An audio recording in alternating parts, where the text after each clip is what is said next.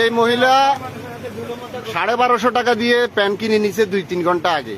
নেওয়ার পরে এই দোকানদারকে যখন বলতেছে যে আমার নাতির এই প্যান্টটা পছন্দ হচ্ছে না, এটা ব্যাক করেন, ওই দোকানদার বলতেছে যে 1250 টাকার প্যান্ট 900 টাকা হইলে আপনি 900 টাকা পাবেন, তাও এটা বিক্রি করি টাকা নেওয়ার পরে আপনাকে আমি 900। এই মহিলাকে 3.5 ঘন্টা এখানে বসায় রাখছি।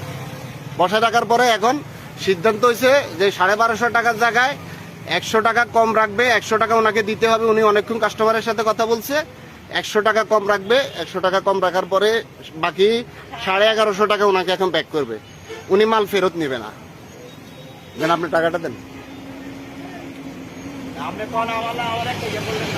হ্যাঁ বলেন, আপনার বক্তব্য কি আপনি বলেন। না আমার বক্তব্য না, আমরা আসি, আপনি ব্যবসায়ী হিসাবে তো আমার কোনো সম্মানই করলেন না।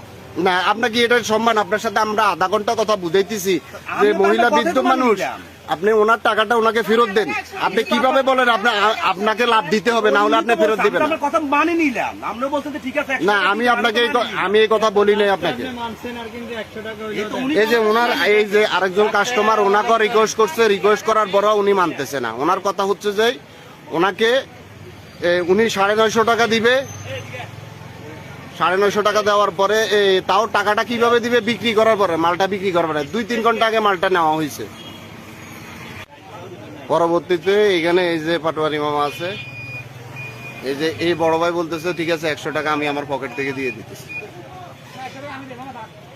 না মামা আপনি কেন টাকা দিবেন, আপনি কেন টাকা দিবেন সেটা বলেন। এই ব্যবসায়ীকে সবাই চিনে রাখবেন একটু।